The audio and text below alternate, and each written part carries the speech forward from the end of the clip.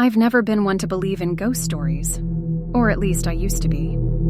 Growing up in the small, quiet town of Willowbrook, I'd always heard whispers about the old Ravenwood Park at the edge of town. It was a place kids avoided, and even the adults spoke of it in hushed tones. I thought it was all just tales to keep us away from a place we weren't supposed to be, until that fateful night. It was the middle of summer, and the oppressive heat had driven most of the townsfolk indoors. Boredom had gotten the best of me, and my curiosity about Ravenwood Park had grown too strong to resist. Armed with nothing but a flashlight and a sense of adventure, I set out after dusk. The park loomed in the distance, and I could feel my heart racing as I approached. The entrance gate, once a grand wrought iron structure, was now twisted and rusted. It groaned in protest as I pushed it open, creating an eerie cacophony in the silence of the night. The moon was hidden behind thick clouds, casting deep shadows across the overgrown path that led deeper into the park. The trees whispered secrets, their branches swaying like skeletal fingers beckoning me forward. My footsteps echoed ominously, and I couldn't help but shiver. As I ventured deeper into the park, I stumbled upon an old, dilapidated gazebo. Its wooden planks creaked underfoot, and I felt a shiver crawl down my spine. There was something odd about this place, something that I couldn't quite put my finger on. It felt like I was being watched. I continued on, my flashlight revealing a forgotten playground with rusty swings that creaked ominously in the wind. It was as though time had forgotten this place, leaving it to decay and rot. And then I saw it, a shadowy figure standing near the swings, its back turned to me. My heart pounded as I called out, but there was no response.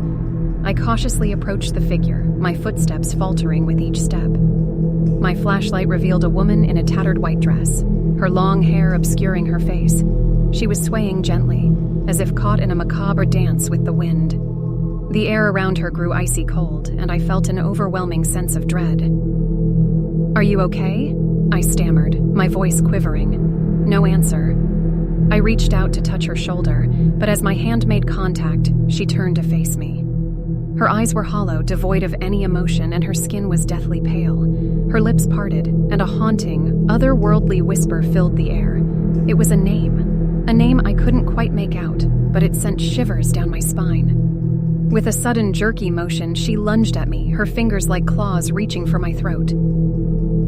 I stumbled back, tripping over a fallen swing, and fell to the ground. My flashlight clattered away, casting me into darkness.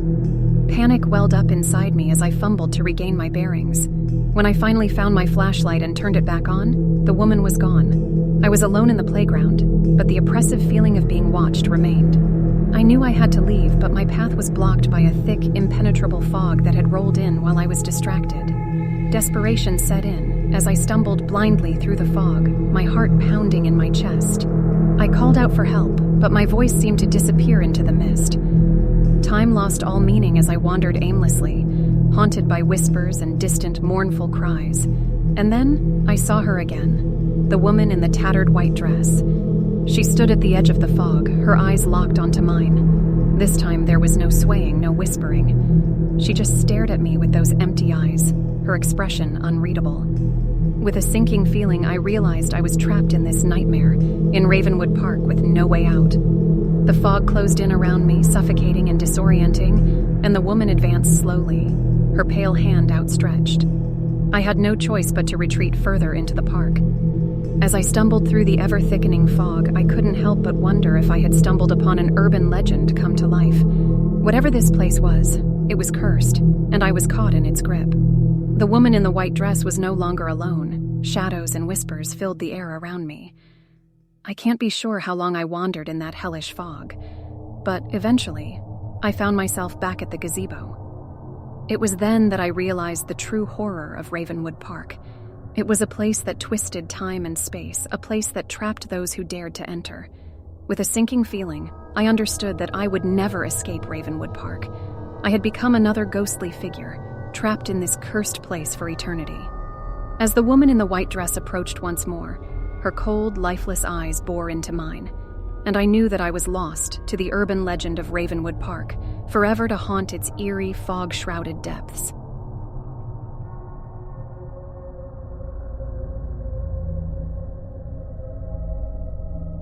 We had chosen a remote spot in the heart of Blackwood Forest, far from the hustle and bustle of city life. As we arrived at the campsite, the sun was setting, casting eerie shadows among the towering trees.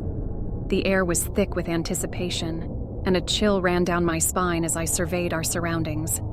Setting up our tents, kindling the campfire, and sharing stories around the fire were all part of our time-honored routine. The first day was perfect, filled with laughter, hiking, and swimming in the pristine lake nearby.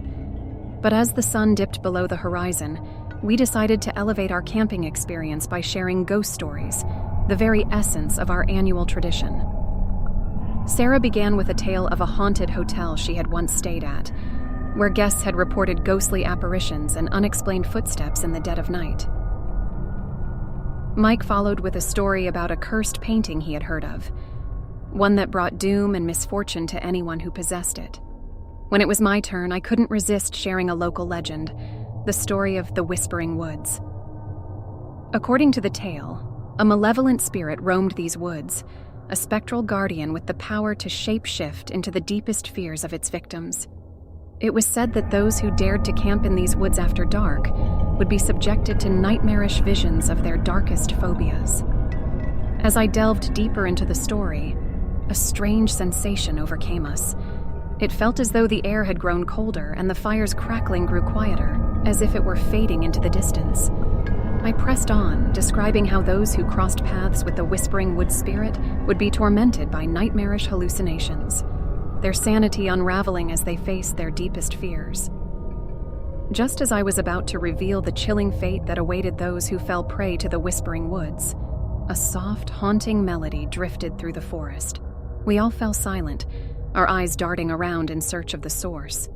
It sounded like a music box, delicate and ethereal. The melody grew louder, and it was as if the forest itself was singing to us. We exchanged nervous glances, but none of us wanted to admit how unsettling the situation had become. The campfire flickered and dimmed, casting long, eerie shadows that danced in time with the melody. Then, the whispers began, soft, insistent, and impossible to ignore. They seemed to come from all around us, echoing through the trees like a sinister choir. I couldn't make out the words, but the feeling of dread that washed over me was undeniable. Sarah's face had gone pale, and Mike clutched his flashlight as if it were a lifeline. Emma's eyes were wide with fear, and I could tell that she, too, was grappling with the unsettling presence that surrounded us. We decided to pack up and leave, but as we rose to our feet, the melody and the whispers grew louder, more insistent. It was as if the forest itself was trying to keep us there, to ensnare us in its malevolent grip. Panic set in as we stumbled through the dark woods, desperately searching for our way back to the campsite.